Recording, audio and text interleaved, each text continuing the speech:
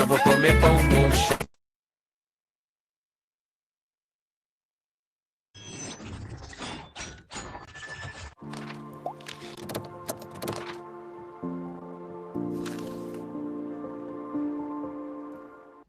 Regras gerais de conduta em aulas remotas.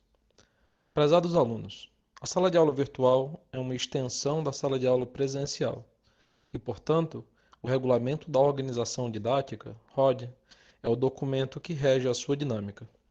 Ao acessar a sala de aula virtual, você estará ciente de que a violação dessas regras é passível de medidas disciplinares, tanto no âmbito do IFCE como no âmbito civil e criminal. Para que possamos manter o ambiente harmônico, respeitoso e seguro entre todos, é necessário observar algumas regras de conduta, a saber: não compartilhe a gravação das aulas ou os materiais disponibilizados pelo professor. Você não deve copiar, distribuir, modificar, reproduzir, republicar, transmitir ou comercializar qualquer informação, texto e/ou documentos contidos nas aulas, em qualquer meio eletrônico, nem criar qualquer trabalho utilizando imagens, textos ou documentos dessas aulas sem ter por escrito o prévio consentimento dos envolvidos na exposição. Tenha tolerância e paciência com possíveis falhas tecnológicas e eventuais limitações pessoais. Falhas técnicas poderão acontecer, seja com o professor, com colegas ou com você mesmo.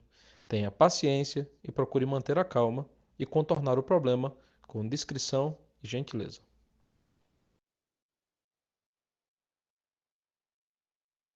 Olá, pessoal, boa tarde. Como vão vocês? Tudo bem? Vocês conseguem me ouvir? Se vocês puderem me dar um feedback aí, ajuda bastante. Sim, Beleza, obrigado. Olá, olá, boa tarde, como vão vocês?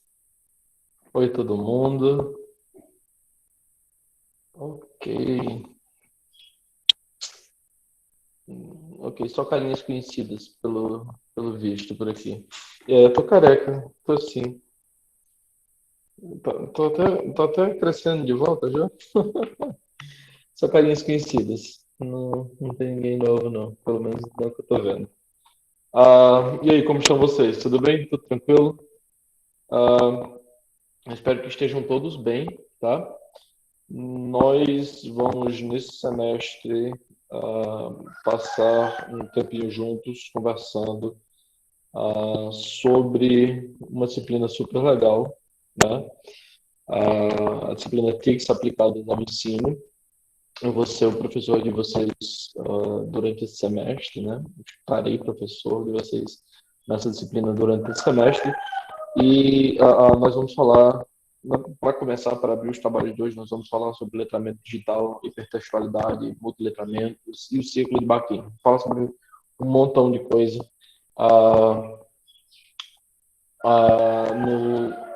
no nosso tópico de hoje, tá? Mas, antes disso, antes da gente chegar nessa parte aí, nós vamos dar uma olhada primeiro no nosso cronograma, tá? Então, essa é uma disciplina de 40 horas, certo? Então, vocês já estão acostumados nesse formato aí. O diferencial dessa disciplina é esse semestre, né? Esse semestre vai ser bem inovador na vida acadêmica de vocês, porque além de ser à distância, ele vai ser bem rápido também, né? A gente vai ter, vocês já devem estar cientes aí da situação do semestre, nas aulas dos dias anteriores, os professores já devem ter explicado para vocês como é que vai ser o RAP. De qualquer forma, essa disciplina, né? Ela vai ser bem legal porque ela vai ter apenas 10 encontros, certo? Então, o nosso semestre vai de hoje, dia 8 de outubro, até o dia 17 de dezembro. Então, ali perto da véspera de Natal, né?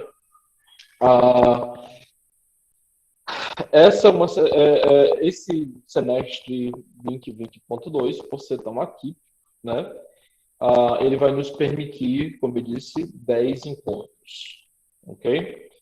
Que vão estar listados aqui nesse cronograma que está disponível para vocês lá no Google Classroom. Daqui a pouco a gente vai lá para discutir o que é que vai acontecer. Possivelmente vocês já deram uma olhada nessas proposições aqui que eu fiz para vocês, tá?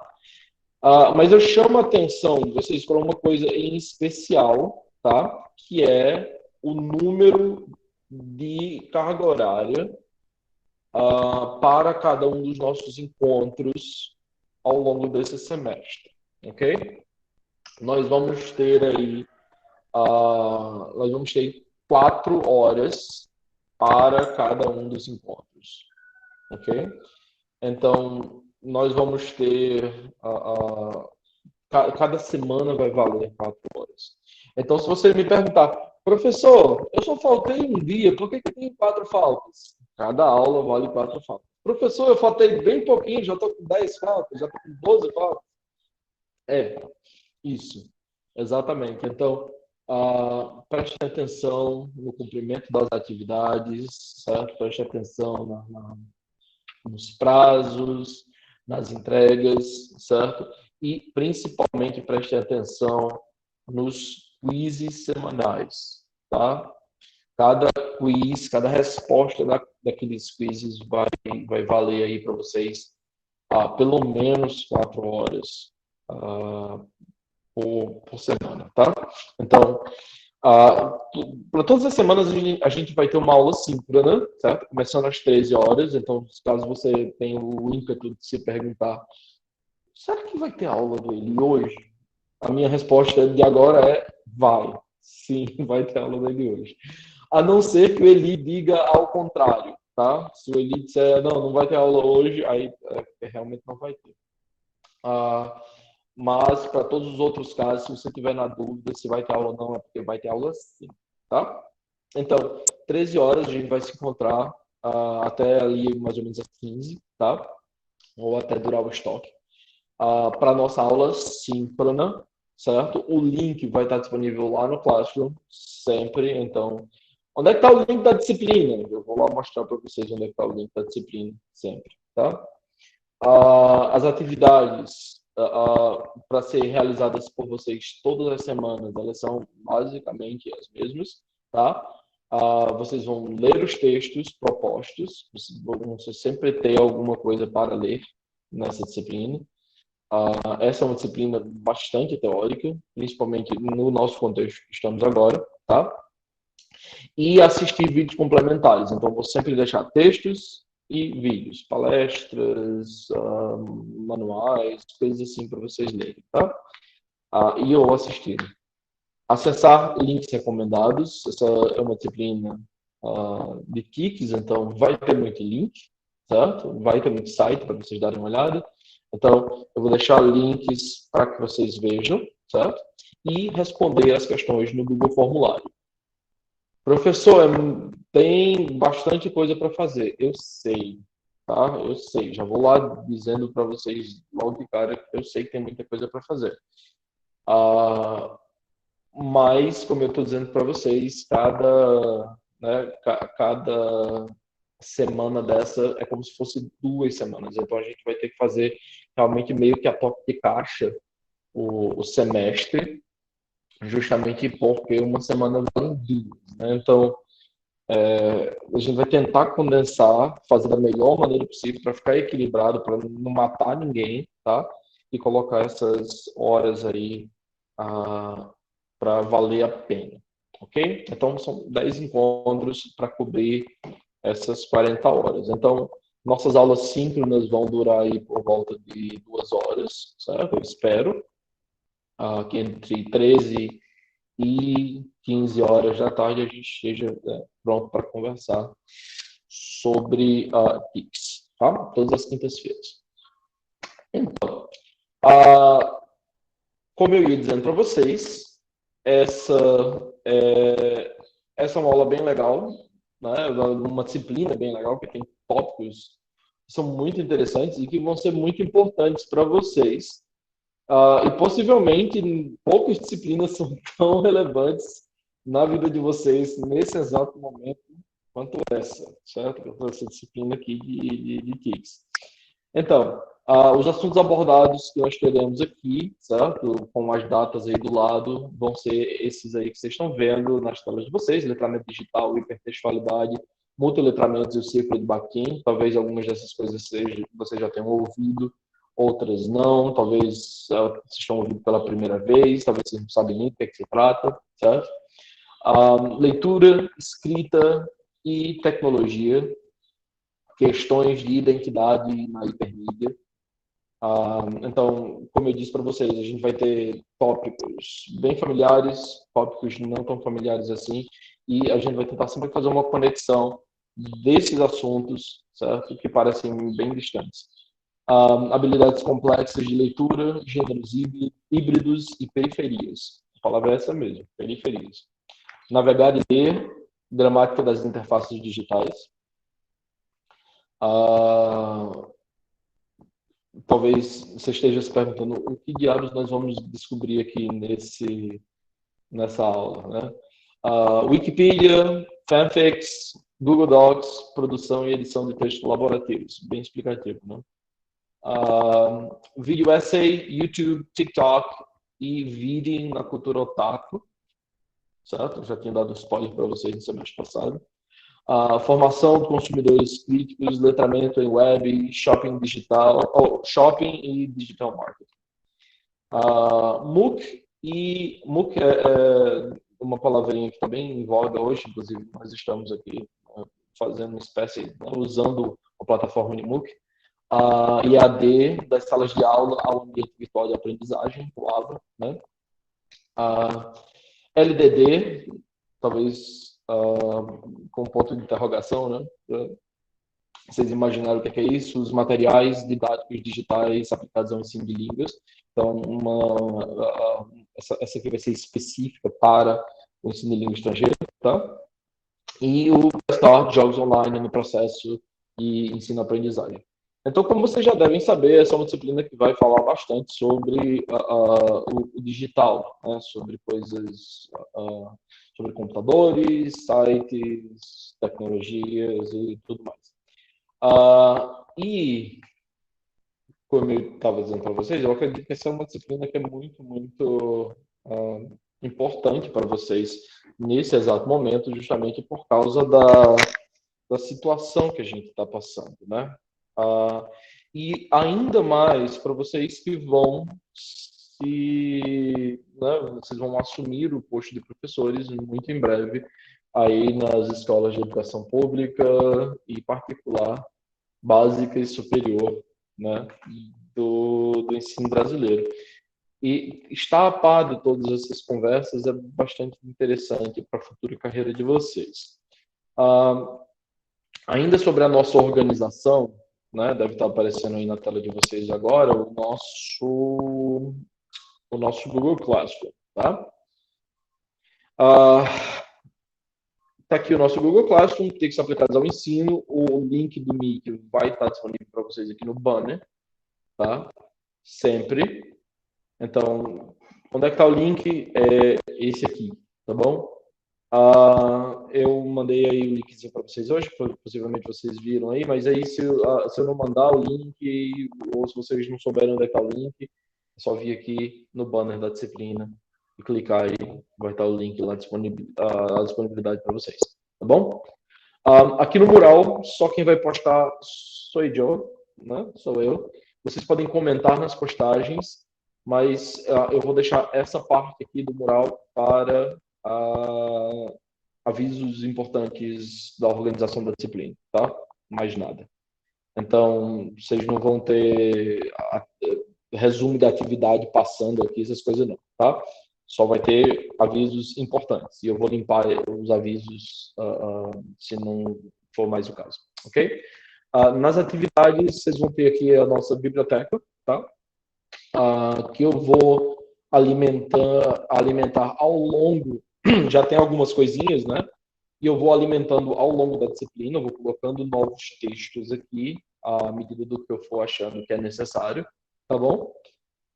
Por enquanto, aqui eu coloquei só os textos introdutórios da disciplina, só tudo que vai estar relacionado às nossas primeiras aulas.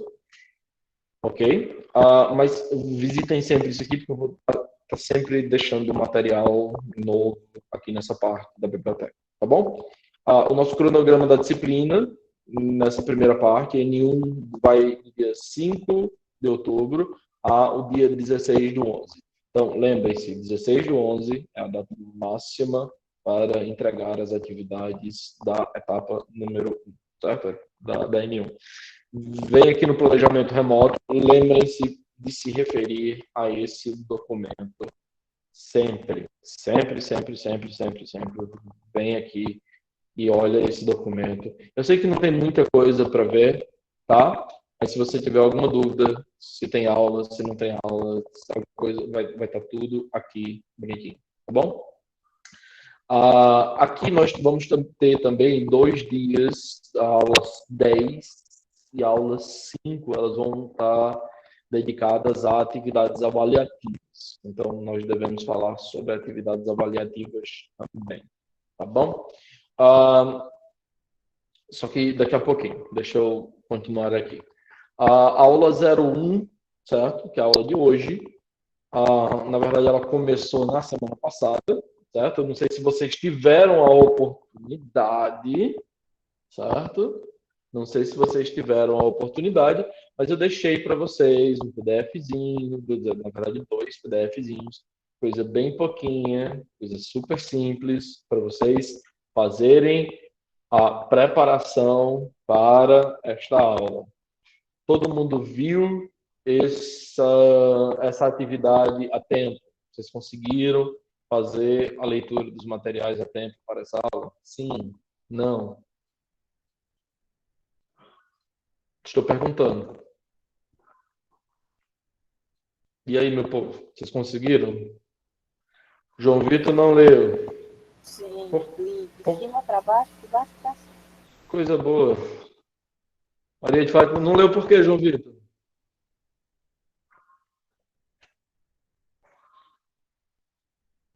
Foi que houve. Quem mais, gente? Eu só estou vendo aí 2 pessoas. Não, Ana Maria.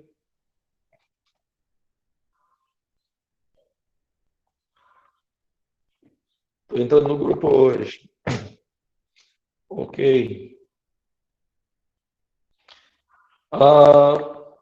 Eu vou assumir que as pessoas que não responderam também é porque não leram mesmo, né? Gente, deixa eu dizer uma coisa para vocês. São 4 horas por semana, tá? Então, vocês vão ter atividades a fazer todas as semanas. Antes da aula, durante a aula, depois da aula, tá? Então, já vou dizendo para vocês, a leitura desses textos para antes da aula é bastante importante, tá bom? Então, façam isso para mim, por favor, façam essas leituras. Se vocês não fizeram essa leitura ainda antes da aula, tudo bem, para essa semana, mas nas próximas semanas é importante, muito importante, que vocês façam essas leituras, ok? Então, todas as aulas vão seguir essa estrutura aí, tá? Vou colocar lá a aula, vou colocar os materiais que vocês vão precisar olhar, né, ler, analisar ou fazer qualquer coisa que seja antes da aula, tá bom? Mesma coisa vai ser lá para o pessoal de língua inglesa. Então, como a gente tem a língua inglesa amanhã, se você está pagando essa disciplina comigo, tem uma atividade lá para você. Inclusive, eu acho que eu deixei um aviso lá no grupo de vocês, da turma, dizendo que tinha atividade para fazer. Muito feio para vocês não terem feito. Ok? Então, nós vamos ter aula 5, né? Exposição oral dos temas. Vai ficar aqui, tá? Eu vou deixar a aula disponível para vocês sempre no fim da tarde, após a aula. E depois um quiz específico daqueles tópicos que a gente estiver falando naquele dia e ou outras atividades que nós devamos fazer, tá? Outras atividades que a gente vai que eu julgar necessário que a gente deva fazer para esse dia em específico também vão ficar aqui. Ah, lembrando. Professor, e se eu não ler o material? Se você não ler o material, se você não fizer as atividades, certo? Eu só vou realmente pegar na sua orelha se você fizer o quiz. Pegar na sua orelha figurativamente, tá? Não vou pegar na orelha de ninguém. Até porque, bem, ah, eu só vou, né? Você só vai ter consequências severas se não fizer e entregar o quiz, tá bom? Se eu não ler o texto, professor, antes da aula, e aí? E aí é a sua formação, tá? Então, eu urjo vocês a fazerem essas atividades sempre a tempo, certo? E a gente poder conduzir as discussões de maneira mais saudável possível nas aulas, ok? Uh, este é o nosso classroom, tá? E falta a gente discutir as nossas avaliações, tá? Para as nossas avaliações, o que eu estou pensando, pelo menos nesses dias marcados aqui no nosso cronograma, do planejamento remoto, né? Dia 5 e dia 10, o que eu estou pensando para esses dias é que a gente faça para a primeira avaliação, certo? Na verdade, nós temos que ter, né, vários instrumentos de avaliação, pelo menos 2 instrumentos de avaliação para cada uma das etapas. Então, eu vou deixar vocês também fazer as suas próprias sugestões, né? Mas eu vou fazer as minhas também. Então, para a nossa primeira parte, para a aula 5, certo? Eu vou pedir para que vocês, em uma das avaliações, discutam um dos temas, apresentem um seminário para um dos temas que foram discutidos até esse momento, tá? Então, nós vamos ter aí temas 1, 2, 3 e 4, certo? Que vocês vão se dividir em grupos e pensar em como discutir, expandir a discussão, na verdade, para além do que a gente já discutiu aqui na sala. E para a segunda avaliação, né, da avaliação do encontro 10, no dia 17 de dezembro, nós vamos elaborar um projeto educacional, né, um projeto tecnológico educacional, onde vocês vão buscar integrar os conhecimentos que nós vimos aqui, certo? E aí vai ser cada um desses que nós colocamos até este momento, tá? Que vai poder ser edição de texto colaborativos, vídeos, jogos, ambientes virtuais de aprendizagem, o que quer que seja. A ideia aqui é que vocês peguem os conhecimentos, as ferramentas que nós vamos discutir ao longo desse semestre, tá? Vocês peguem todo o conhecimento teórico de vocês e vocês apliquem. Vocês vão criar um projeto educacional como se vocês fossem aplicar ele nas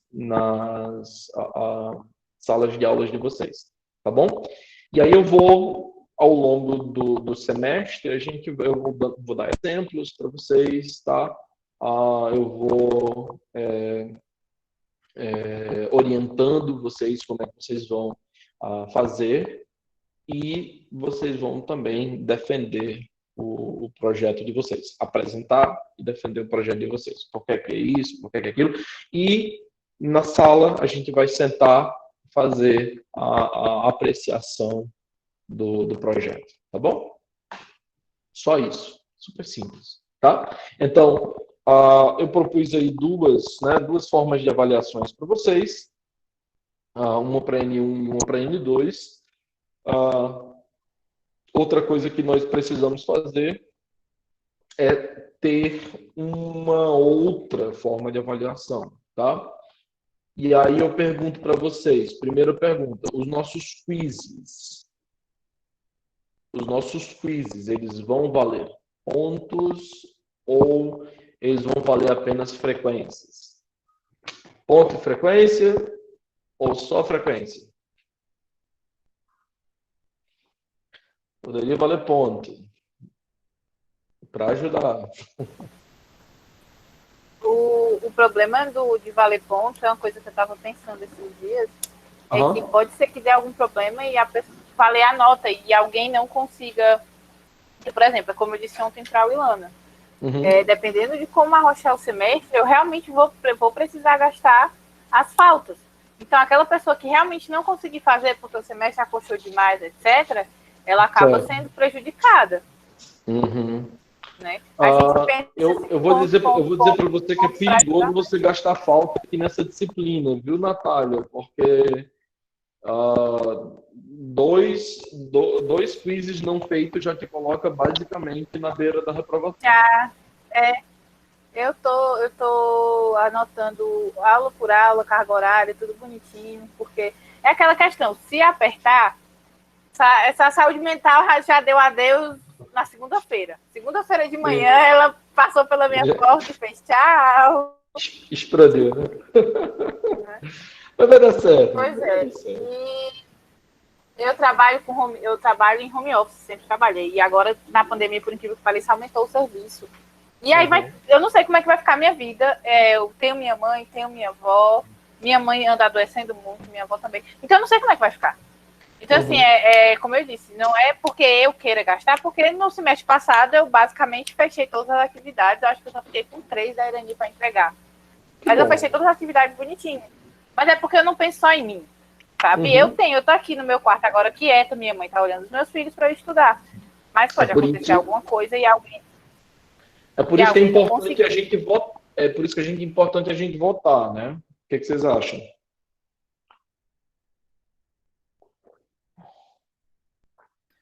Eli, por meio disso daí, a gente poderíamos ver, né, em relação a o quiz valer ponto, botar em ponto para a gente votar. Por mim, eu acho que até a menina falou aqui, valer ponto e frequência. Até muito ajudava também já, né, os quizzes. A gente pode botar em votação. O que vocês acham? Ponto de frequência, só ponto? O que vocês acham?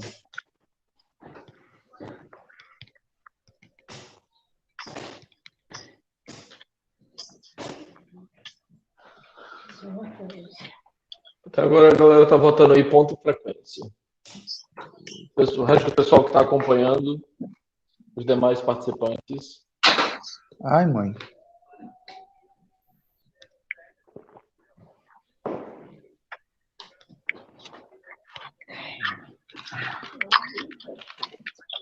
Ninguém mais? Ponto de frequência. Vamos. Acho que a gente não pode dar como vencido, né? Por enquanto. Alguém discorda? A Natália já expôs aí a preocupação dela. Alguém mais concorda com a Natália? Alguém discorda da Natália? Não tem como, porque principalmente, Eli, a gente está quase, bem dizer, à beira de... Já mal começou o semestre, mas já estamos à beira de fim de semestre. Mal começou o semestre, mas já estamos à beira de fim de semestre. Então, tudo vai valer agora para a gente no fim do ano. Principalmente que a gente só tem, eu acho que quantas semanas aí de encontro? 10, né, mais ou menos? 10 semanas, isso. Cada Pois N é, vai ser então, assim, 2 meses e 13 dias, se eu não me falha a memória, 23 dias, não sei, que é até o dia 23, é o que vale para ajudar, é isso mesmo. Então, é o que disse, não tem tu, vai tu mesmo. Pois é. Ok. Outra coisa que eu gostaria de propor para vocês é que as nossas aulas, né, elas tenham uma participação de vocês também, vocês como equipes, né? E a minha sugestão, pessoas, é que nós temos aqui nessa disciplina até o presente, né? Não sei se vai ter mais gente aparecendo aí depois. E fazendo surpresa para a gente, mas nós temos até o presente 17 pessoas matriculadas nessa disciplina, tá? Emiliana, eu não sei se eu conheço a Emiliana já, acho que não. Emiliana tá aí?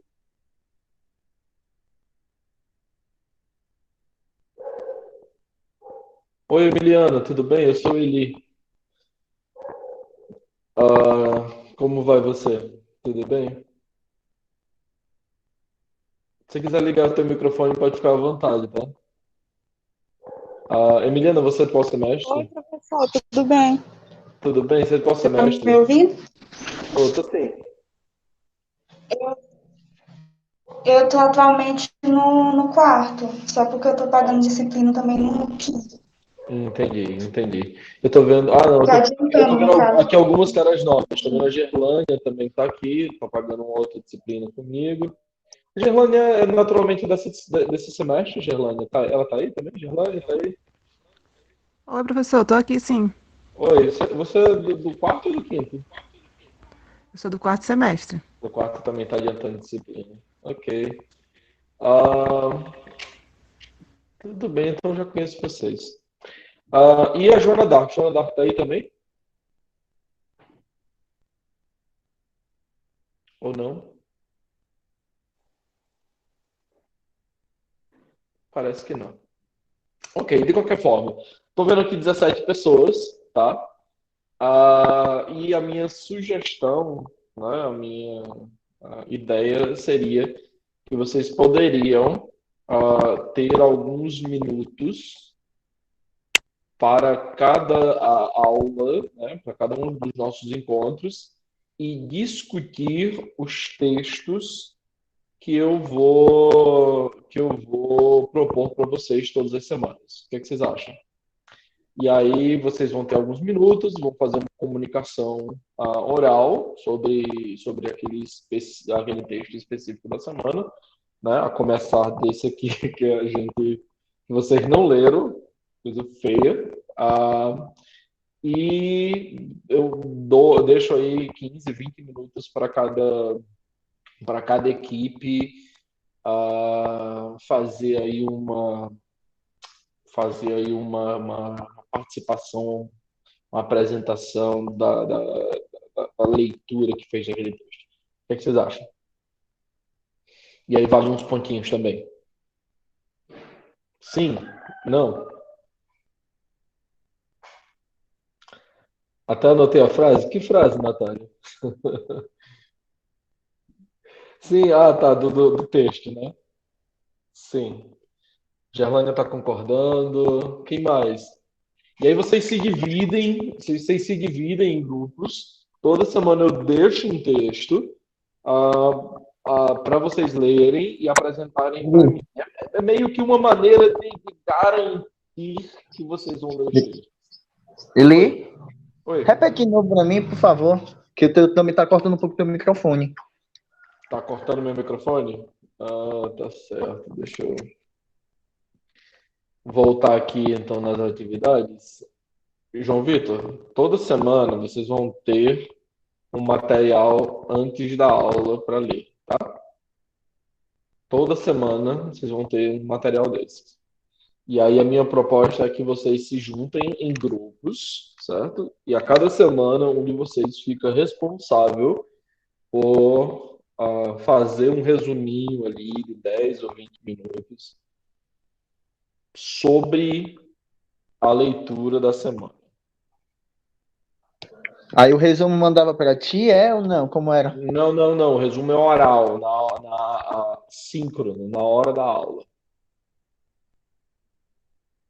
Eu tiro 20 minutos da aula e fica a critério de vocês, do grupo, das pessoas que ficaram designadas naquela semana para fazer a leitura daquele texto, explorar o material.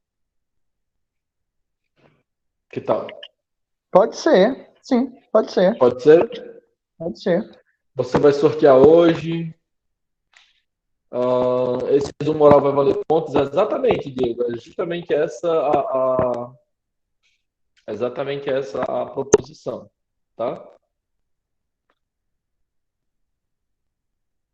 Mas já seria, vamos usar nota tanto para N1 como para N2, é isso ali? Ou não, já tipo, seria N1 N1 e N2. N1 e N2, isso. já seria nota de prova, então, seria isso? É, isso. Então, a prova da gente vai ser seminário, quiz e comunicação oral. Que tal?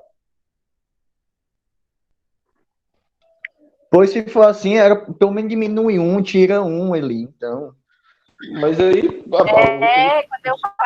Quando eu falei do pote lá do quiz, todo mundo ficou quieto concordando. Agora eu viro tanto de trabalho, né, bichão? vocês não vão fazer o quiz de qualquer jeito? Vocês não vão ler o texto de qualquer jeito? Eu só estou atribuindo pontos para garantir que vocês vão fazer. Mas é porque é o que a gente estão sugerindo que não vão fazer essas atividades.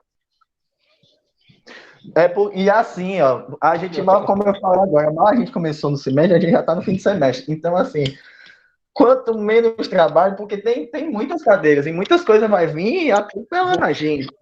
A gente ainda pelo menos um psicológico. João Vitor, deixa eu te perguntar uma coisa. Você pretende fazer as leituras dessa disciplina? Hã? Claro, sim. Claro, né? Você pretende fazer os quizzes da disciplina? Sim. Então não é bom ganhar ponto por isso? Que tal? Que tal? Eu só tô garantindo que as coisas vão acontecer. Só isso. Não é nada, não. Então, todos de acordo com essa proposição de atividade, gente? Todos de acordo? Bora? Pronto. Tem pra onde correr, né? Tem não. Não, tem não. Então, deixa eu voltar aqui no nosso cronograma para a gente fazer aqui o, entre aspas, sorteio. Não vou fazer sorteio, não gosto de fazer sorteio, não. Vocês se viram aí. O primeiro texto vai ficar para a semana que vem, tá? O que vai ser esse texto aqui, vocês já vão discutir, vocês vão ter 20 minutos, o primeiro grupo vai ter 20 minutos para ler, para expor a leitura do texto 01, tá? E assim sucessivamente. Quem ficar na outra semana fica com o texto 02 e assim sucessivamente, tá? Então vamos lá, vamos ver aqui quais são os dias que nós temos. Grupo texto 1 texto 1 na aula 2, texto 2 na aula 3, texto 4 texto 3 na aula 4, texto 4 na aula 5, certo? Então, 4 grupos, tem 17 pessoas, vão ser 4 grupos de quantas pessoas? 4 grupos de 4, né? 4 vezes 4, 16 e um grupo de 5.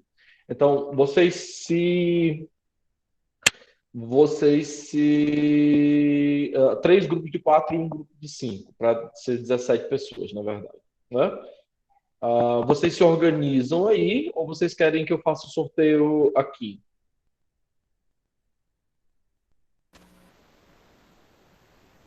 Se for para se organizar aqui, eu pego o texto 1, o texto da próxima aula.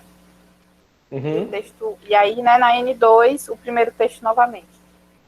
Tá, pode ser. Mas, por enquanto, vamos fazer só N1. Depois a gente faz a N2, tá? Então, vocês fazem aí? Então, pronto. O texto da próxima aula é com a minha equipe. Pronto. Certo? Então, 3 grupos de 4 pessoas e um grupo com 5 pessoas. 20 minutos de comunicação oral, tá? Os primeiros 20 minutos da aula serão de vocês, ok? Beleza, Natália? A Emiliana ficou com o grupo número 2. Tranquilo. Tá certo, Emiliana? João Vitor com o grupo número 3. Só tá faltando mais um grupo.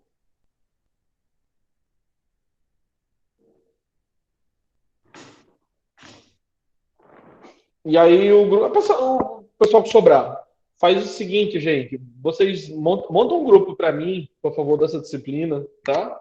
Montam um grupo, alguém me adiciona, e aí vocês mandam a listinha aí de quem são as pessoas que vão apresentar cada uma cada uma das atividades, cada um dos textos lá nesses dias, ok? Boazinha?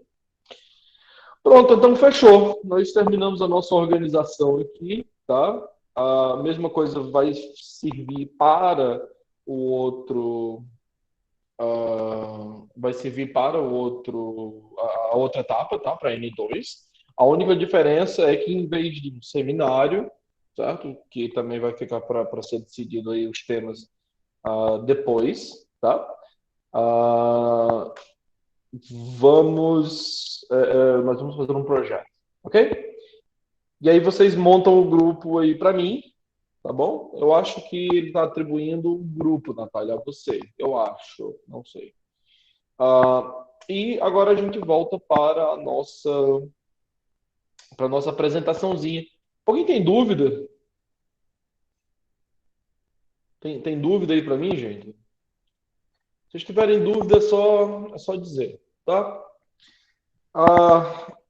Como eu estava dizendo, cada um dos nomes eu anoto. Beleza. Então, vamos começar com uma coisa que é super importante, o que é que significa TICS? O que diabo significa TICS? Alguém sabe dizer? Essa disciplina, na verdade, ela tem muitos nomes, né? Ela pode ser chamada de TICS, ela pode ser chamada de NTICS, ou INTICS, ou TDICS.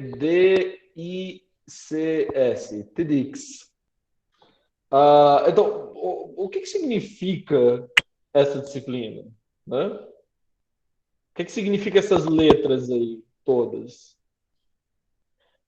A Ana Maria já está dizendo que tem tecnologia e tem comunicação. Tá. Vamos colocar aqui tecnologia, comunicação. Mas está faltando coisa, não está não? Tá faltando coisa aqui. Opa.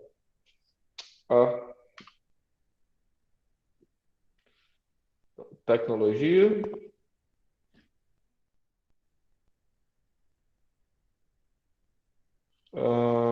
Comunicação. Tá faltando o quê? Ninguém?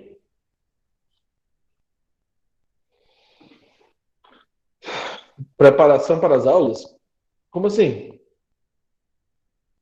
Eu tô. Nós usarmos, tipo, a tecnologia, computador, para a Não, gente tá. levar no. Tá, mas eu queria saber o que é que significa TICS, por enquanto.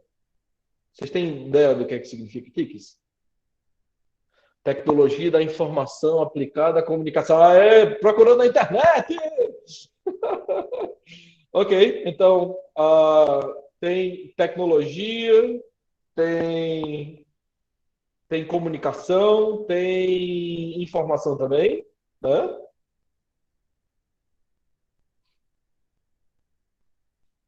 E esses outros nomes?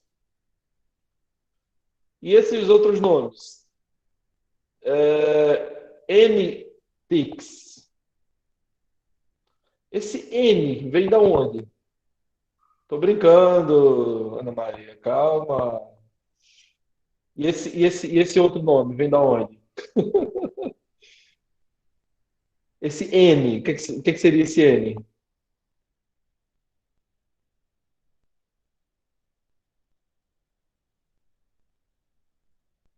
Alguém sabe?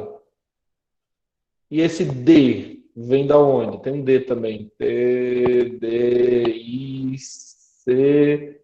Opa, T, D, I, C, S. Deixa eu ver aqui. Borracha. Certo. Tidix. Ninguém? O N é de novas. E o D, né, é de digitais. Então, essa disciplina, né, do jeito que a gente está aqui, ela pode ser chamada de todas essas formas, tá? Exatamente, isso é voltado a isso, D de digital. Beleza. Então, seria novas tecnologias digitais de informação e comunicação aplicadas ao ensino, tá?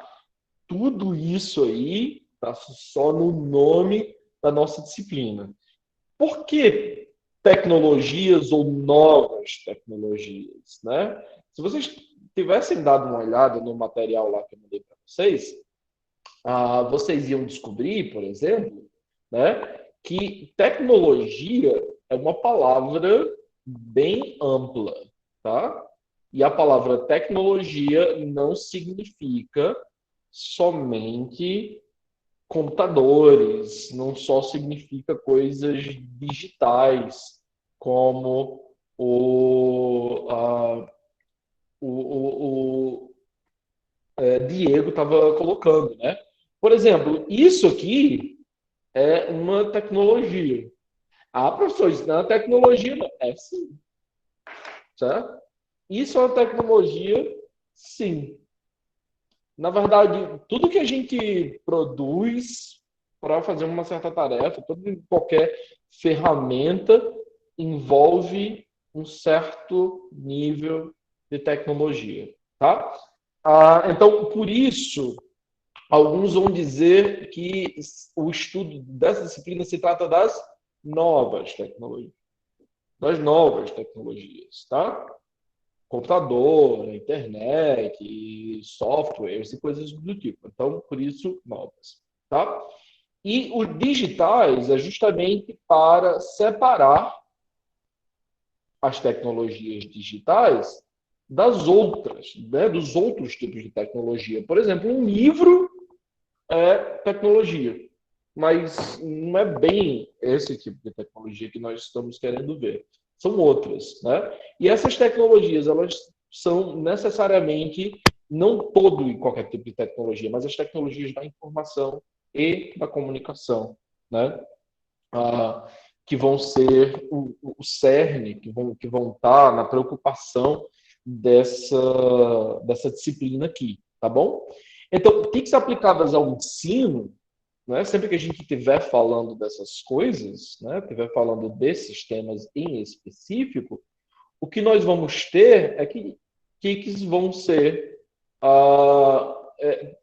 todas as coisas, né, todas as coisas que vão poder ser utilizadas na sala de aula e fora da sala de aula, mas que envolvem o ensino, né? Que envolvem a melhoria da qualidade do ensino e aprendizagem, tá bom?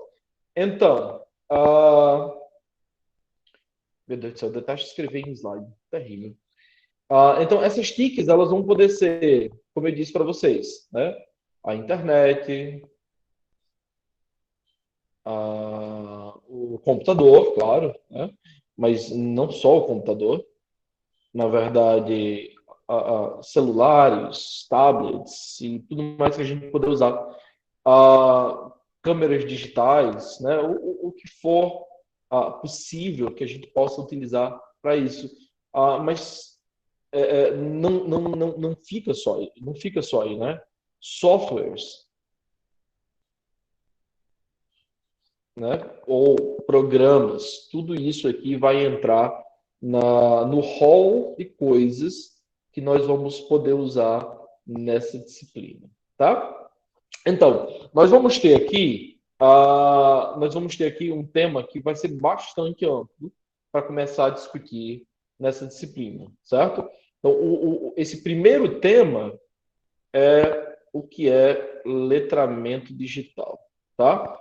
o que é hipertextualidade, que é uma outra coisa, o que são multiletramentos, tá?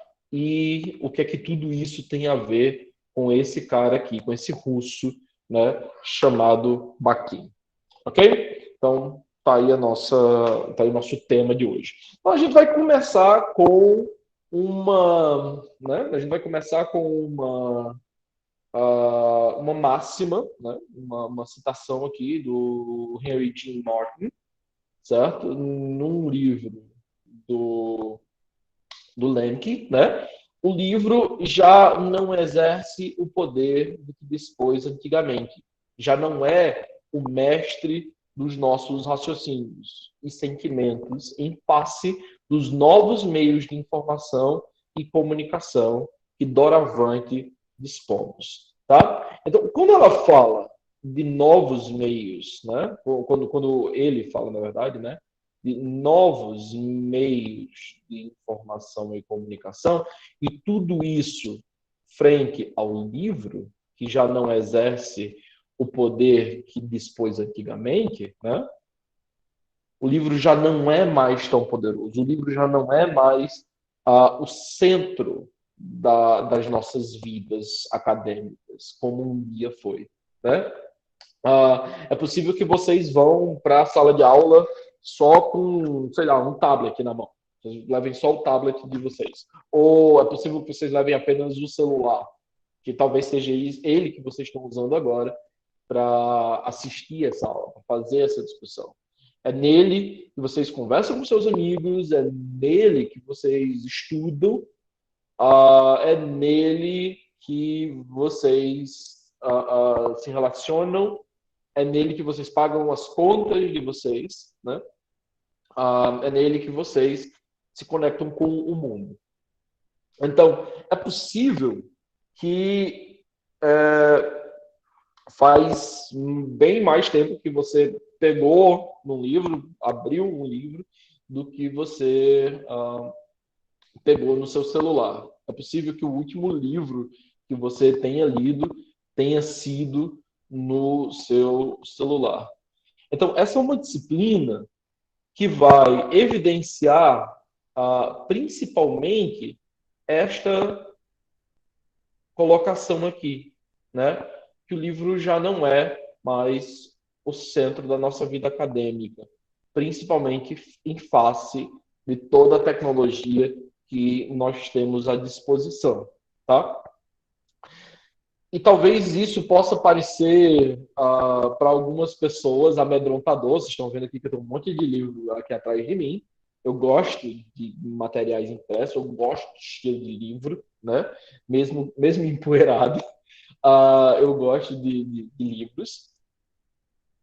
Só que eles parecem já não atender a todas as necessidades educacionais de uma nova geração, tá? O que nós temos aqui, né, é que o livro ele foi por muito tempo, né? Ele foi por muito tempo a única, né, forma de se obter conhecimento, mas ele não é a primeira forma de se obter conhecimento, né? Nós tivemos outras formas que datavam antes do livro e que eram um meio de instrução padrão, tá? E o que eu tenho é que o livro, como uma tecnologia, né, ele acabou trazendo uma ruptura, né, muito grande para ela acabou trazendo uma ruptura muito grande para o meio acadêmico, né, para como as pessoas aprendiam as coisas, tá? E eu trouxe para vocês aqui, deixa eu encontrar aqui, acho que está aqui, pronto. E eu trouxe aqui para vocês, né, uma pequena anedota sobre como o livro né, traz a ruptura com as tecnologias anteriores. Vamos dar uma olhada? Uma anedotazinha. Broder Ansgar? Ja, det er jeg, ja. Så bra, ok. Ja, hei du. Hei du. Ja. Ja, hva gjelder det? Ja, det er denne her. Ja, vil du sitte? Takk. Ja. Jaha. Ja, så jeg har ikke fått gjort noen ting hele formiddag, jeg. Nei, jeg beklager at det tar tid. Altså, skjønner vi holder på å legge om til et helt nytt system, og da skal alle ha hjelp på en gang. Vet du? Ja. Så du kommer ikke inn i den, eller? Nei, den bare ligger der. Ok, har du forsøkt å åpne den? Ja, åpne den? Altså, hvis det hadde vært så enkelt, så hadde jeg jo ikke tilkalt helpdesk, hadde jeg vel? Nei, det er sant. Nei. Vil du ha en kopp vann? Nei, da, det skal være fort gjort. Det skal vi se. Du bare gjør der. Sånn. Ja, da er vi i gang. Ja, altså så langt kom jeg også. Ok. Men så stoppet det opp, og så var jeg redd for at noe av teksten skulle forsvinne, så jeg turte ikke å gå videre. Åja, ok. Nei, men du skjønner at inni her, så ligger det kanskje flere hundre sider med lagret tekst. Så for å komme videre, så tar du tak i et ark, på den måten her, og så liksom blar du over på neste side sånn. Da fortsetter teksten der. Jeg blar, altså? Du blar, ja. Men når jeg skal tilbake, da? Ja, da bare blar du tilbake igjen. Tar tak der, og så gjør du sånn. Der, så er du tilbake til den teksten du hadde sa. Ikke noe... Ok, så den slutter der, og så fortsetter den der, ja. Ok, men når jeg skal avslutte for dagen, hva gjør jeg da? Da bare slår du sammen permene. Ja? På den måten der. Sånn. Da er den lukket der, ligger alt lagret inni der. Altså, jeg risikerer ikke å miste noe av teksten her nå? Nei, alt ligger lagret inni her nå. Da må du i tilfelle sette fyr på hele greia. Det er kanskje litt sannsynlig. Så. Ja, ok. Nei, men for det er noe med det at liksom, når du har holdt på med skriftruller, så tar det litt grann tid å konvertere til å bla i en bøk. Ja. Ja, det var greit. Ja, men det er en til før det går. Jeg må bare gå gjennom en gang til. Altså, jeg åpner... Sånn, ja, riktig. Og så, hva har du kalt det? Blar. Jeg blar. Ja, blar videre. Blar frem og tilbake. Ja, teksten ligger der hele tiden. Ja. Og når jeg er ferdig, så bare lukker jeg den. Oi. Flott. Fint det. Kjempefint. Ja, flott det. Ja, men du, vent, ikke sant? Nå er den sånn igjen, nå får jeg ikke åpnet den. Nei, du er fra feil side. Du må åpne fra andre siden. Så det er ikke likegyldig det, altså? Du må åpne fra den siden der. Sånn. Der. Der er den åpen. Ja vel. Har du lest manualen, eller? Manualen? Jeg skal følge med som manualen som brukerveiledning. Det er sikkert den der. Der, vet du. Åja, den ja. Så alt sammen. Ja, men ikke sant, der har du samme problemet. Får den ikke opp. Ok, det skulle vi kanskje ha tenkt på. Ok, então, provavelmente se você sabe lidar muito bem com computadores e teve que ensinar uma vez para alguém como... sei lá, ligar um computador ou como usar o básico de um programa, talvez vocês tenham empatizado aí com o carinha do helpdesk, né? Então, o que eu tenho aqui, né, é uma situação, né, que vai nos remontar a esse processo de mudança tecnológica, né?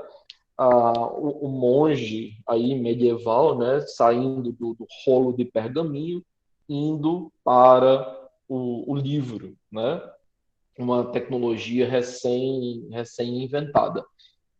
O que parece ser bem familiar para nós, porque nós estamos num processo muito parecido com esse, né, o processo de mudança do livro para o digital, para a tela, né? Então, o que nós podemos dizer aqui é que estamos, né, como participamos, nós somos participantes dessa geração que está nesse processo de transição,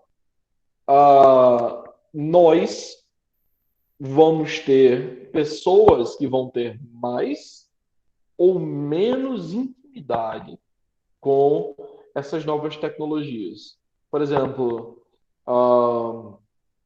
a mãe de vocês ou a avó de vocês tem a mesma facilidade para utilizar as tecnologias digitais do que vocês?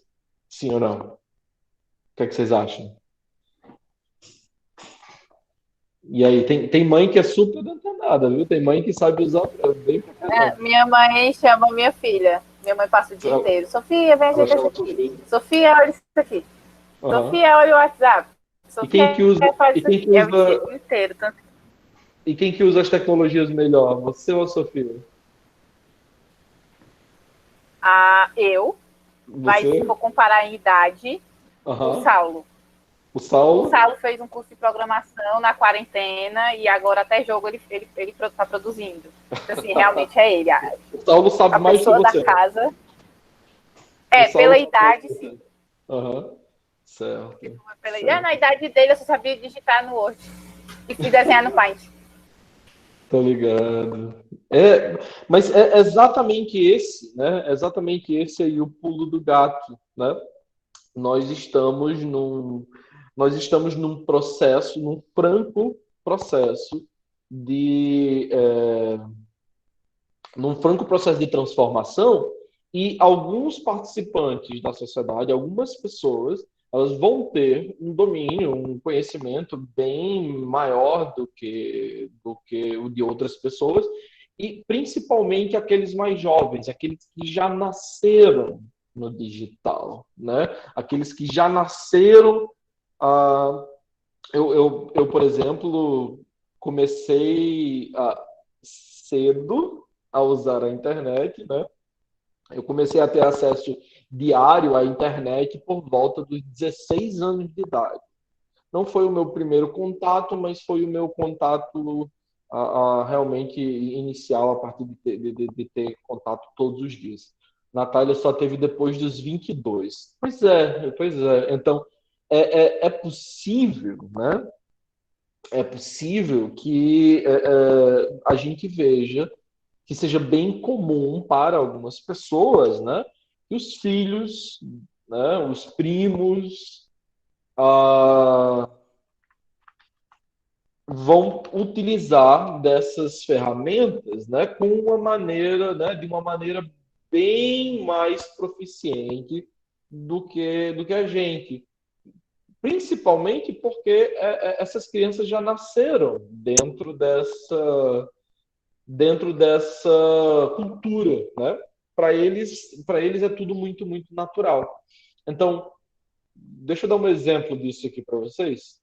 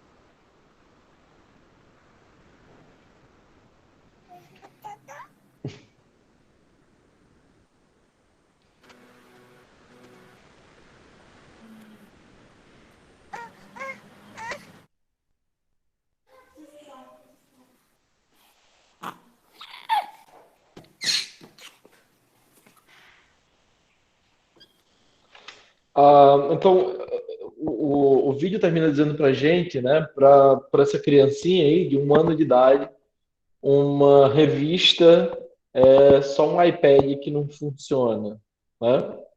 E possivelmente vai continuar assim a vida inteira. E o que nós temos, né, é esse franco processo de transformação, esse franco processo de substituição do material impresso, tá, pelo material digital, ok? Então, se a gente olhar para a história ela meio que se repete, né? Então nós temos um processo que só tá realmente se repetindo. Se a gente dá uma olhada na história, opa, não sei se deu certo, eu acho que sim. Ou não. Stop sharing. Sorry, guys.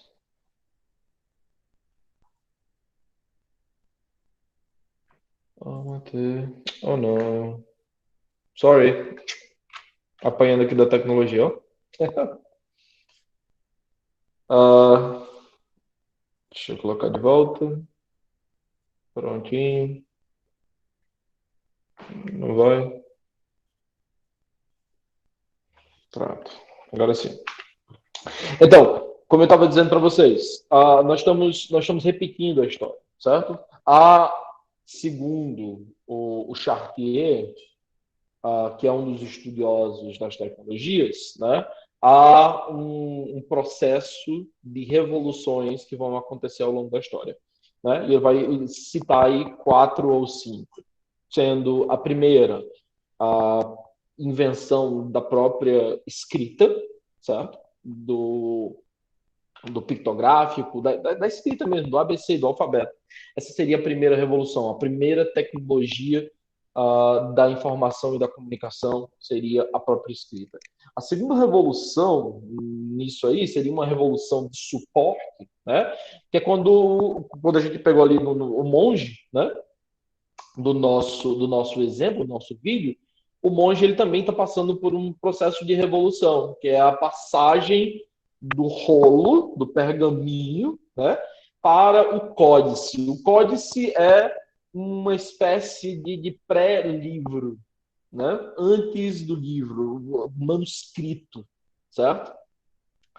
E essa nova formatação, né, do códice, ela vai permitir uma coisa que o rolo, que o pergaminho não permitia, que era a leitura e a escrita acontecendo ao mesmo tempo, né?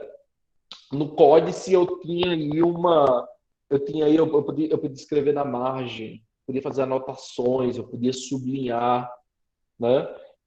Eu podia ler com uma mão e usar uma mão para passar as páginas e usar a outra para escrever, o que era uma tecnologia, uma revolução muito grande, porque no pergaminho eu precisava usar as 2 mãos o tempo todo, né? Então eu passei de leitor a leitor e escritor com essa segunda revolução, tá? Na terceira revolução eu tenho uma revolução técnica, que é a invenção da imprensa, ali por volta do ano de 1600, né, pelo Gutenberg. E com a invenção da imprensa, eu tenho uma revolução muito grande, eu tenho a popularização e democratização do conhecimento. Então, os livros passam a estar mais presentes nas vidas das pessoas e vão estar presentes até, basicamente, agora, né, até o final do século XX, até o início do século XXI. E nessa terceira revolução, né, eu tenho uma mudança, além da democratização do livro, do conhecimento, do material impresso, eu tenho também uma mudança no modelo, que vai passar, né, um modelo de leitura, que vai passar do modelo monástico, né, dos monastérios, dos monges, que a maioria das pessoas que aprendiam a ler ou a escrever eram os monges, né? Eram monges, escribas, essas são artistas, essas eram a leitura, o dom da leitura foi por muito tempo, né, dado somente a essas pessoas, no máximo um lorde, mas às vezes nem isso eles queriam fazer, deixavam apenas para os monges. Então a leitura passou de estar confinada aos monastérios para o modelo escolástico, né? O modelo das universidades, das escolas. E aí a leitura passou a ser difundida para mais e mais pessoas. É claro, a passos bem lentos. A ampla divulgação da leitura só aconteceu muito, muito pouco tempo atrás. E se você talvez der uma olhada no número de alfabetos que nós temos no Brasil, poderia se argumentar que até hoje a gente não conseguiu fazê-la, né? E por último, eu tenho uma quarta revolução, alguns chamam também de quinta revolução, tá? Que é uma outra revolução técnica que passa pela invenção do texto digital, né?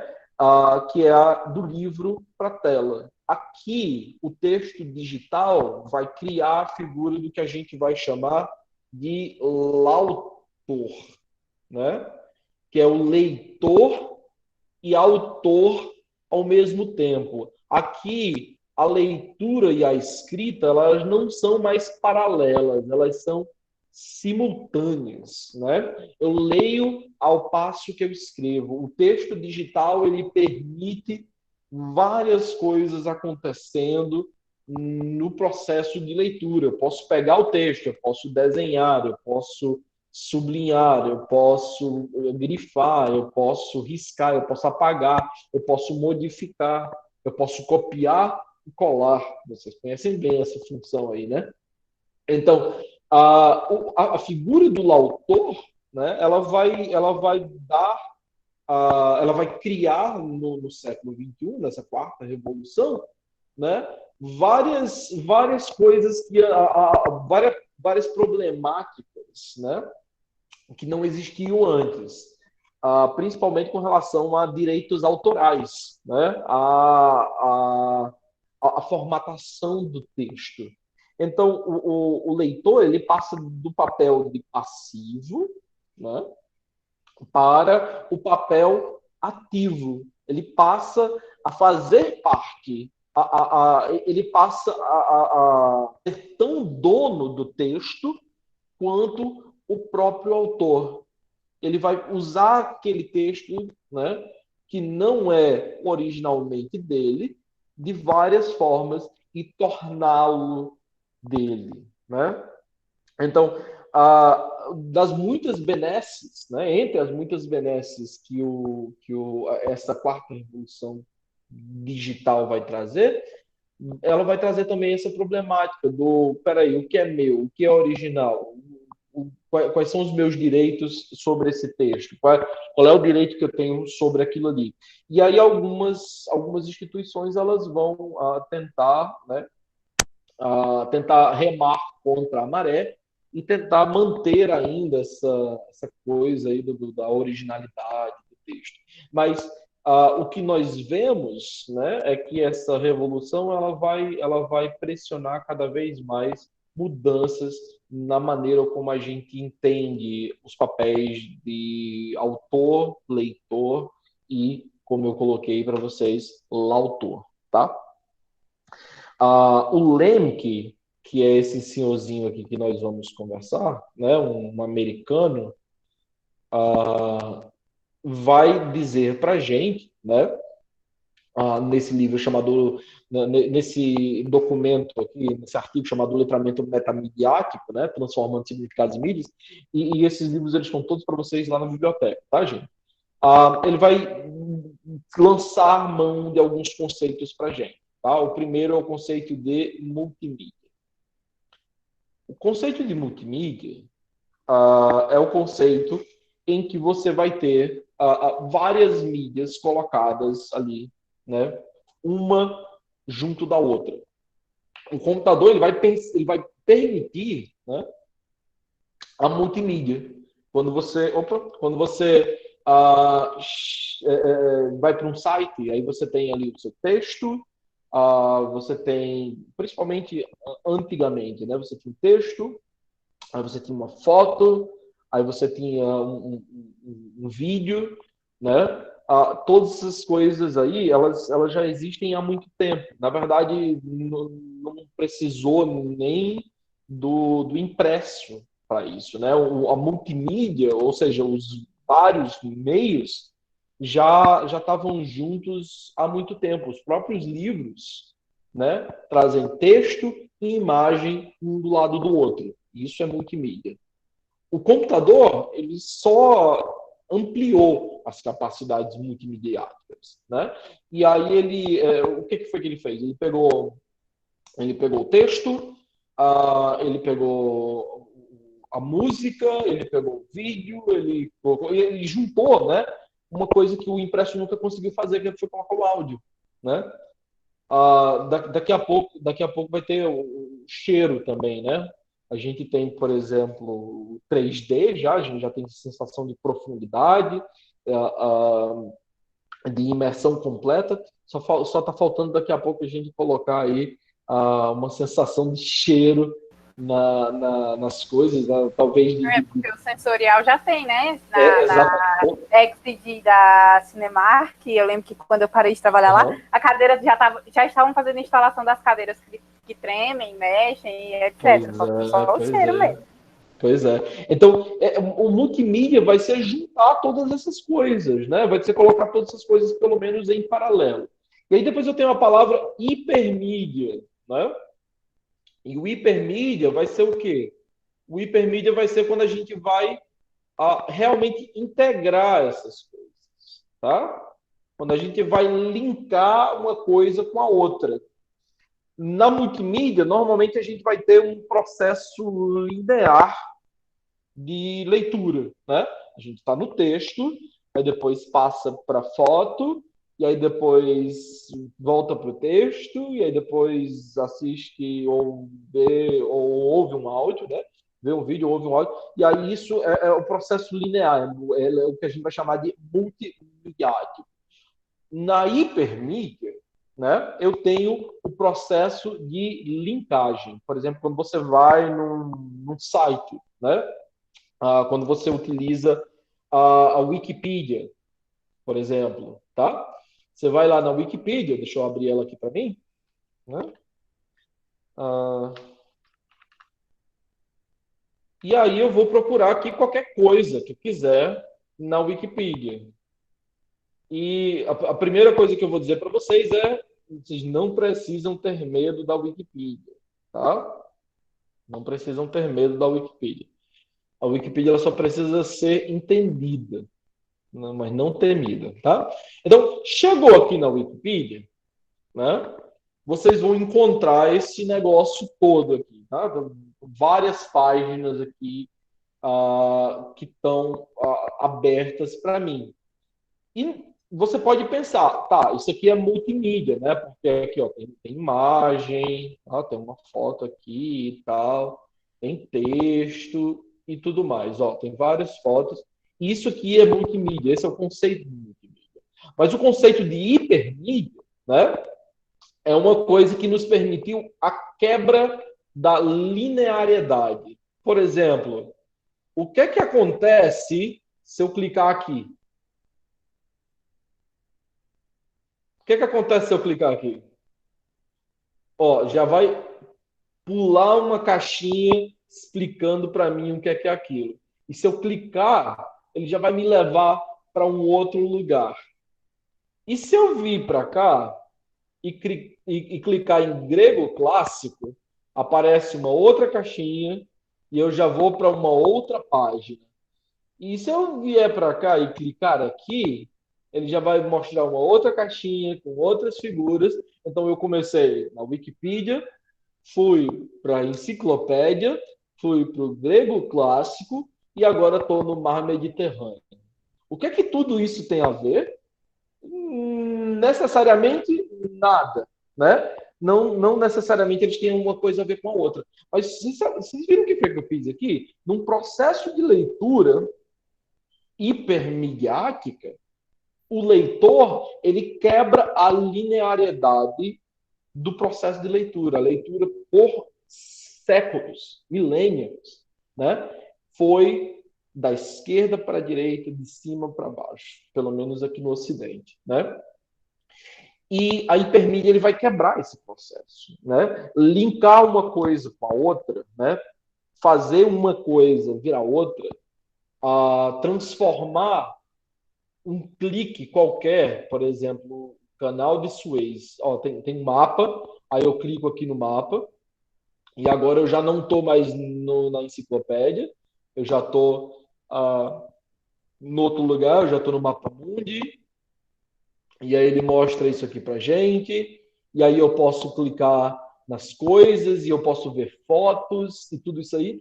Então, cada um desses processos que eu estou fazendo aqui, né, vai quebrar essa linearidade, vai linkar uma ideia com a outra, mas não necessariamente de acordo com uma ordem específica que alguém planejou, certo?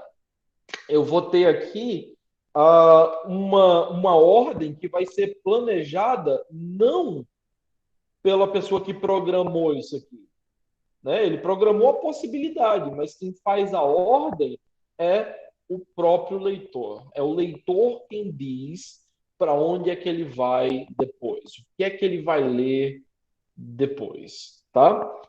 Então, a hipermídia vai dar uma autonomia ao leitor, uma autonomia que ele nunca teve antes, né? É meio que como uma analogia para isso é a programação da televisão, né? A programação da televisão era meio que o multimídia. Você sabia dizer que horas eram, né? Talvez ainda saiba dizer que horas são, pelo que está passando na TV, né? Tem a novela das 8, tem a novela das 7, tem o jornal do meio-dia, tem o jornal da meia-noite, né? E aí é tudo num processo linear, decidido pelas pessoas que estão ali à frente, né? Das decisões técnicas da empresa. A internet, né, por exemplo, na figura da Netflix e do YouTube, vai quebrar com tudo isso. Ele vai rasgar todo esse processo de linearidade que depois disso tem aquilo. Não importa se você queira assistir ou não. E aqui na internet eu tenho a decisão do autor, né? Do autor não, desculpa, é do leitor, é do público. É você quem escolhe o que você vai assistir depois. Você até escolhe se vai assistir ao comercial ou não, né? Você pode assistir 5 segundos do comercial e depois pulá-lo. Ou você pode até colocar um programa para bloquear todos os anúncios do teu computador e você não vai assistir propaganda nenhuma, né? Se vocês quiserem saber como é que faz isso, eu ensino. Então, o que eu tenho aqui é que o computador, ele acaba assumindo o papel de metamídia. O que é essa metamídia? É que é a mídia... Beleza, ensino sim. A metamídia é a mídia das mídias, certo? O computador ele vai permitir juntar tudo isso, né? Som, vídeo e tal. A multimídia é juntar tudo isso, mas não necessariamente no mesmo lugar. Na escola tem a sala de multimídia, né? Tem um projetor, aí tem um somzinho e tal. Isso é multimídia, vários meios. Mas o computador ele acabou se tornando, o celular, né? O digital acabou se tornando um meio metamediático, que a partir das múltiplas mídias, né, ali tudo acontece. Ele vai juntar o conceito de multimídia, hipermídia, e vai colocar tudo ali para acontecer dentro da sua tela. Tá? Ele também explica os conceitos de tipológico, que é como a gente pode enxergar as linguagens, né? As linguagens, elas podem, a língua e o texto, eles podem ser enxergados, né, de uma maneira como listas, né? Eu posso, por exemplo, classificar a linguagem em classes de palavras, né? Classes morfossintáticas.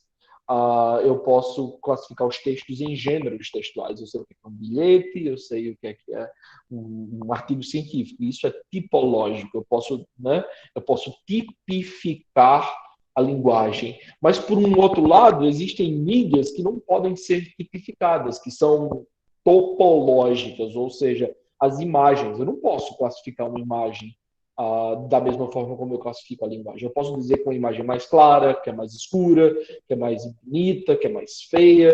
Eu posso dizer que ela tem um tom assim ou assado, né? Que tem mais saturação ou menos saturação. Então, topos, né? Do grego, lugar. Então, ela se espalha sobre uma superfície. A imagem, ela não é tipológica, ela não pode ser tipificada, mas ela pode ser classificada pela maneira como ela se apresenta, tá? Então, o que o Lênin está dizendo para a gente aqui é que nós precisamos enxergar né, dentro desse contexto multimediático, né, ou hipermediático, ou metamediático, como vocês preferirem, o que é tipológico, o que é texto e que pode ser caracterizado dessa forma, né? Ou o que é topológico, que não pode ser caracterizado da mesma forma que o texto. Porque nós vamos aplicar leituras diferentes ao texto e nós vamos aplicar leituras, né, diferentes às imagens. Ok? Então, se a gente for pensar em tudo que está acontecendo ao nosso redor, né, a tecnologia mudou muito, o mundo mudou, né? E desse modo é de se esperar que a escola tenha que se reinventar. A escola vai ter que passar por um processo de transformação, né? Principalmente se a escola quiser continuar relevante, principalmente se o professor quiser continuar relevante nessa nova paisagem educacional, nessa nova paisagem social. Então, é essencial, né? É primordial para a sobrevivência do professor, para a sobrevivência da escola como instituição, que esse profissional, né, ele se aproprie de uma gama de saberes advindo com a presença das tecnologias digitais, da informação e da comunicação, para que esses possam ser sistematizadas a sua prática pedagógica. E o que é importante dizer aqui? O importante dizer aqui é: não basta você saber usar um computador. Você precisa integrar o computador à sua prática pedagógica.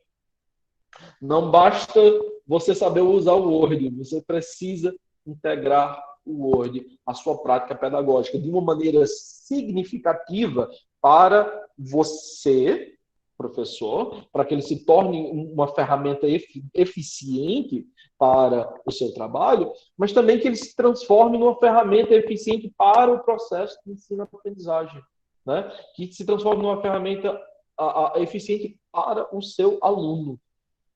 Então, a aplicação e mediação que o docente faz na sala de aula por meio do computador, né, e de todas as outras ferramentas de multimídia, o professor de inglês é aquele cara que chega com um sonzinho, né, sempre foi o homem das multimídias, né, ou a mulher das multimídias. O que eu tenho aqui é que esse processo, essa utilização das ferramentas na sala de aula, elas vão depender, né, de como é que o professor se sente em relação a esse franco processo de transformação das tecnologias e da sociedade, né?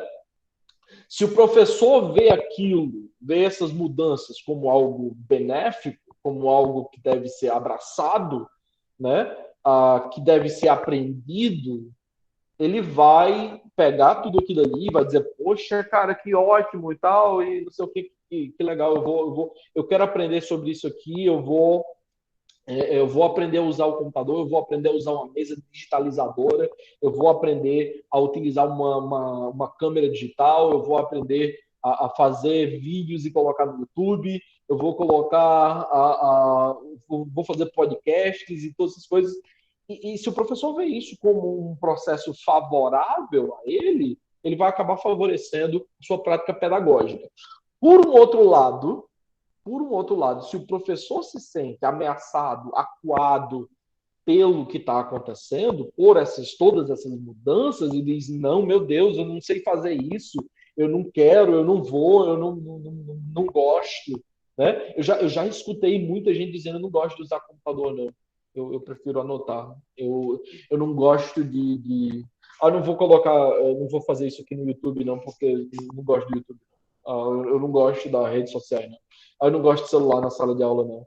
Normalmente, o que nós vamos entender com isso tudo, né, é a maneira como o professor enxerga esse processo, é como o professor enxerga a utilização das tecnologias na sala de aula, né?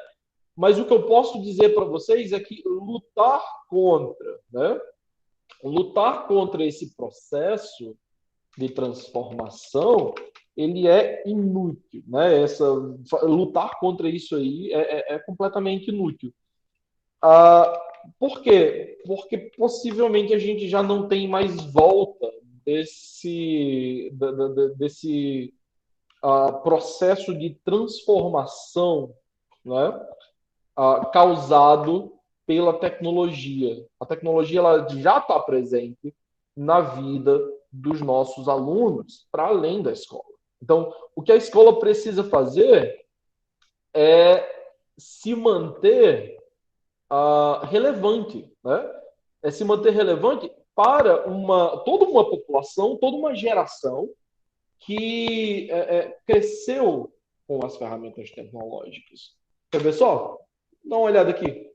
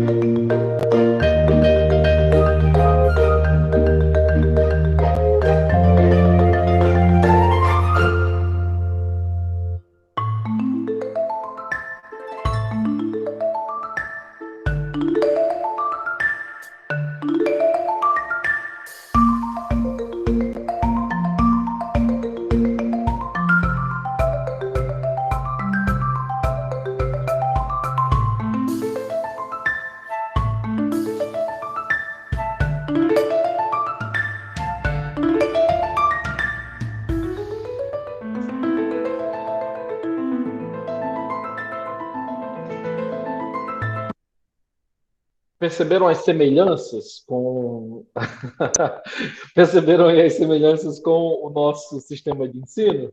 Sim, tá tudo igualzinho, né? A gente tem tudo isso já. Não, tá, brincadeiras à parte. A gente pode não ter tudo que a gente tem aí, mas a gente tem quase tudo.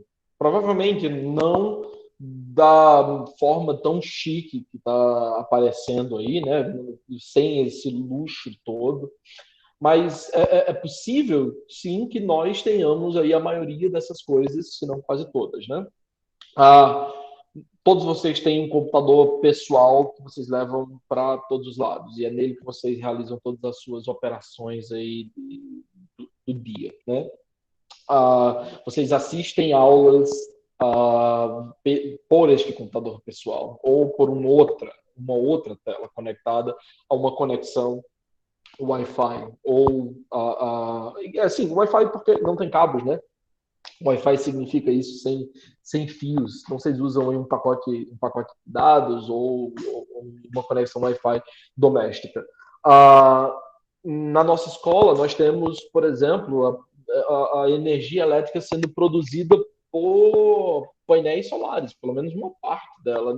Provavelmente não tudo, não somos autônomos, né, na produção de energia, mas nós já temos uma fábrica de produção de energia solar no campus IFCE, por exemplo. Não sei se vocês já sabiam, mas fiquem sabendo. Nós temos, né, projeção nas nossas salas. Talvez não seja tão bonito como aquilo ali, gigante, touchscreen e tudo mais, né? Mas nós temos. Talvez a gente não tenha uma mesa digitalizadora, né? Uma tela de toque para que todo mundo utilize ao mesmo tempo, né? Que possibilite o multitoque. Mas aí nós temos também, por exemplo, eu estou usando aqui, enquanto estou dando essa aula para vocês, uma mesa digitalizadora, né? Que me permite conversar com vocês, né? E fazer a apresentação ao mesmo tempo. Eu posso simplesmente, né? Eu posso simplesmente digitar e desenhar e escrever o que eu quiser aqui na tela, já vai estar aparecendo aí para vocês imediatamente. Então, muitos desses processos que vocês acabaram de ver aí no vídeo, talvez sem esse luxo todo, já estão disponíveis para nós, né? Então, a pergunta principal é: como é que vocês se sentem enquanto professores vendo este franco processo de transformação, né? Tem uma anedotazinha que um professor meu gosta de contar, né? Que é, se você pegar uma pessoa ali da Idade Média, né, e você levar ela para um hospital do século XXI, ele vai ficar maravilhado, ele não vai saber em que lugar ele está. Se você levar ele para um estádio, né, ele não vai saber em que lugar ele está. Se você levar essa pessoa para um supermercado, ele não vai saber em que lugar ele está. Mas se você levar uma pessoa da Idade Média para uma escola, aí ele vai dizer: isso aqui eu sei, essa aqui eu conheço. O que é que isso nos diz? O que é que essa anedota nos diz, né? Eu achava terrível que o meu professor ficava repetindo isso o tempo todo. Eu escutei essa história pelo menos umas 10 mil vezes.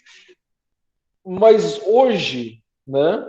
Hoje eu vejo a importância de refletir sobre isso, de refletir sobre o quão a escola não mudou durante todos esses séculos, né? Agora sim, agora de maneira forçosa nós precisamos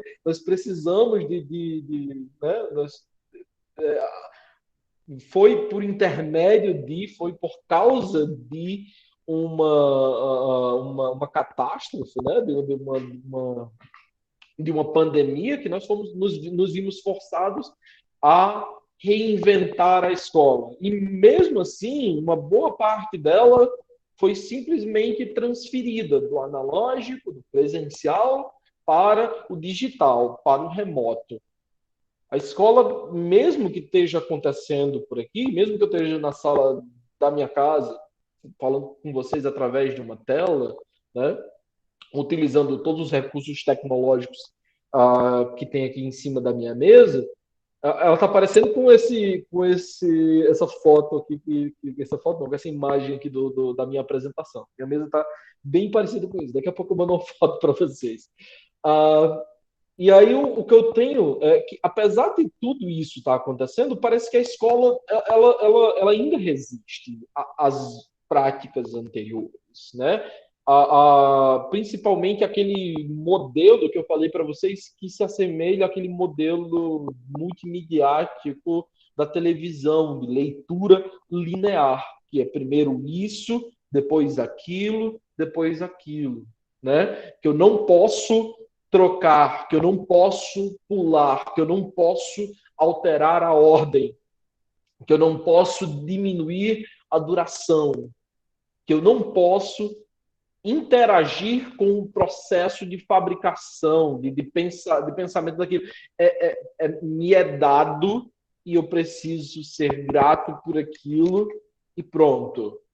O aluno tem o papel, né, de sentar na cadeira, né, e observar. Esse é o papel passivo. O aluno, ele não tem o papel de produtor, ele não tem o papel de produtor do conhecimento, né? de fabricar o conhecimento ali na visão anterior de escola.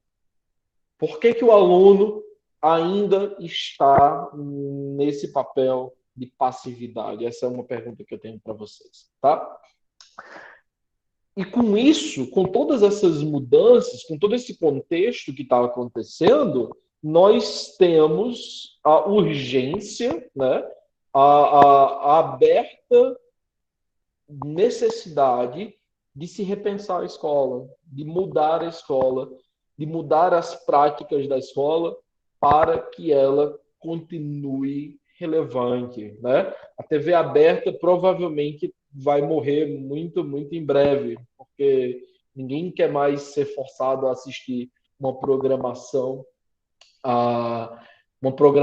fechada. As pessoas estão na era da hipermídia. A leitura não é mais linear. Então, da mesma forma como a televisão aberta, né, tá em franco processo de desaparecimento, a escola precisa pensar em o que ela precisa fazer para se transformar em uma instituição hipermediática também, ou metamediática, na verdade, né?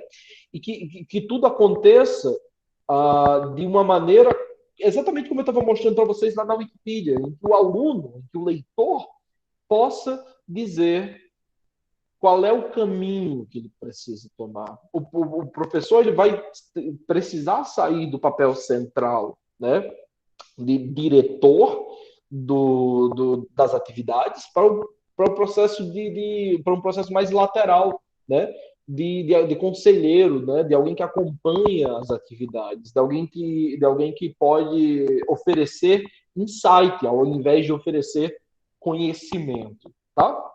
Então, nós chegamos aqui nessas palavrinhas, né, que elas vão ser bastante importantes para essa disciplina. Então, algumas coisas me vêm, né, vão vir à cabeça aqui quando a gente for falar em KICS, né?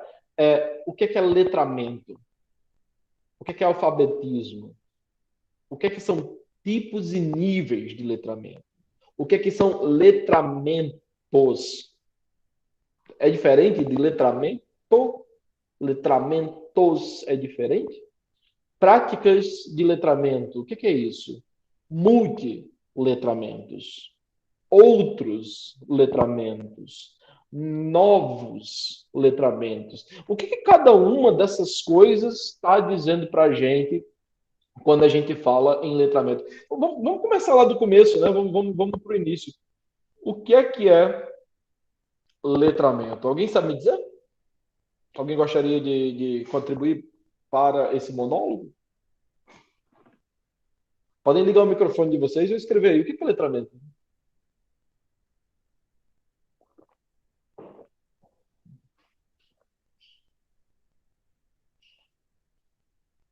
Gente? Tá, eu não sei o que, mas eu vou tentar participar aqui. Letramento seria tipo a união de letras, de consoantes para formar palavras, dessa união de palavras vai formando frases, de frases vai formando textos e assim sucessivamente?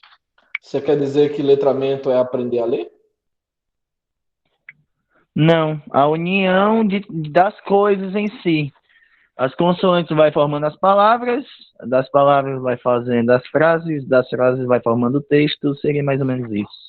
Mas isso não é aprender a ler? Para mim, eu acho que não. Letramento como processo. O que é letramento? E aí? O que vocês têm para contribuir com o João Vitor? O que é letramento?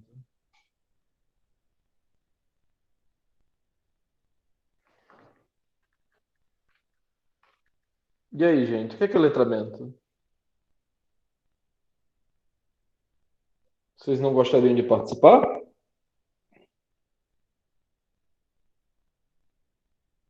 Bem, o conceito de letramento, né, como o João Vitor está colocando aqui, foi por muito tempo, confundido. Ana Maria está dizendo aprender as formas de executar algo. Como assim, Ana Maria? Você pode exemplificar? Liga teu microfone aí e fala com a gente. Como assim? Aprender formas de executar algo. Por exemplo, o letramento digital, a gente aprende formas de utilizar a tecnologia em prol da educação. Como utilizar a tecnologia para ajudar na forma de melhorar a educação. Então, são essas formas de executar algo, forma de Qualquer coisa? ensinar, formas desse jeito. Qualquer coisa? Acho que sim. Acha que sim. Ok, então vamos lá. Deixa eu perguntar para você, Ana Maria. Ir no banco sacar dinheiro é um processo de letramento? É letramento, sim ou não? Talvez porque a pessoa precisa saber como, né? Como efetuar essa ação. Exatamente. Ele vai usar letras e números, né? Para executar aquela ação. Ele tá ali executando o processo de leitura. Descamar um peixe é processo de letramento, sim ou não? Também. Tratar um peixe para o almoço é letramento, sim ou não? Também, porque a pessoa precisa saber como, né? Tem que Não, ter um... não, nesse caso não, porque a gente Nesse caso, não não, usa. porque não precisa de leitura, né? Uma leitura em si, né? Exatamente, exatamente. Ali a gente já sabe de acordo com as ações, observação, né? Mas não precisa de uma Exatamente. instrução ali para fazer aquela ação. Exatamente. Porém, escrever um texto sobre a melhor forma de descamar um peixe, né? Sim, provavelmente sim, um processo de letramento. Fazer um tutorial na internet, e aí dependendo de como é que você vai fazer esse tutorial, dependendo das coisas que você vai utilizar nesse tutorial, pode ser também um processo de letramento. Então, letramento por muito tempo foi confundido com alfabetismo, né? Como o João Vitor colocou aqui, juntar palavra com letra e tal. O letramento passa para muito além disso, certo? É mais como a Ana Maria está me dizendo, que seria formas, né? Usar a escrita, usar a leitura para executar atividades do dia a dia, certo? Essas são formas de letramento. E existem diversos tipos de letramento, diversos níveis de letramento, certo? Então, como eu disse para vocês, vocês podem considerar ir no dinheiro, ir na caixa, no caixa eletrônico do banco e sacar um dinheiro como um tipo de letramento, certo? Porém, programar um caixa eletrônico para que ele permita que as outras pessoas retirem dinheiro dele é um outro nível de processo de letramento, tá? E eu tenho aí os letramentos no plural, certo? Então, existem diversos tipos de letramento. Por isso, letramentos. Para desambiguar de apenas uma, né, das facetas do processo de letramento, que é o alfabetismo. O alfabetismo não é o único processo. Inclusive, saber ler não é a única maneira de ler. Nós podemos ler de maneira linear, nós podemos ler de uma maneira não linear, nós podemos simplesmente achar uma informação ali específica, nós podemos aprender a ler para além do texto e retirar significados que não estão explícitos, certo? Então, existem diversos tipos de letramento, diversos níveis de letramento. Existem diversas práticas de letramento. A escola propaga um tipo de prática de letramento, né? Ou vários tipos, mas normalmente aqueles tipos mais aceitos de práticas de letramento, né? Os letramentos diferentes, porque existem letramentos que são mais bem vistos, né? Que são mais aceitos, que são reconhecidos, e existem os outros tipos de letramento que são menos reconhecidos, menos aceitos, né? Então, o que eu tenho aqui, né, nesses letramentos, nesse conceito de práticas de letramento, é que quais são as maneiras de executar essas tarefas, como a Ana Maria colocou, né? Que eu tenho. Escrever uma placa de vence é um tipo de letramento, é um processo de letramento, tá? E aí é onde a gente chega no fator importante para a nossa aula aqui, que seriam os multiletramentos, tá? E aqui nos multiletramentos vai estar esse conceito, essa palavra de multi, né? Ela vai vir de multimídia, né? De várias mídias, de muitos letramentos.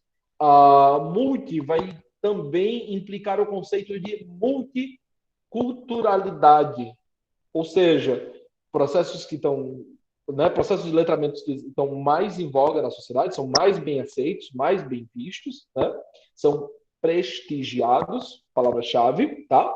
E os processos de letramento não tão prestigiados assim, não tão bem vistos pela sociedade, né? Então, os multiletramentos vão envolver, né, as diversas formas de ler e as diversas expressões de utilizar a leitura, de utilizar o letramento dentro da sociedade, seja em expressões mais prestigiadas ou não prestigiadas assim. Eu tenho aí outros letramentos, né, com a ideia de que não só a escola propõe o letramento, existem outras formas não prestigiadas, existem outras formas para além da escola, né, ou que a escola simplesmente ainda não conseguiu tocar.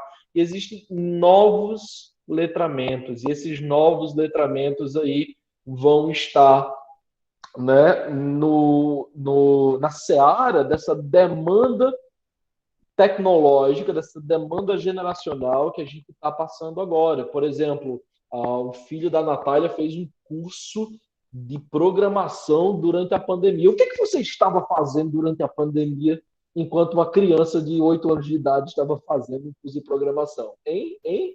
Então... Eu sou mãe dele e não fiz nada. Pois é. Então, veja só. Será que a programação, né? A programação está dentro do que a gente poderia chamar de novos letramentos? Claro, né? Então, existem novas formas de ler e escrever o mundo, ok? Aí o Diego estava fazendo aí estava mexendo no After Effects. Danado, viu, senhor? Danado. Então, o que eu tenho aqui? Eu tenho uma nova, né?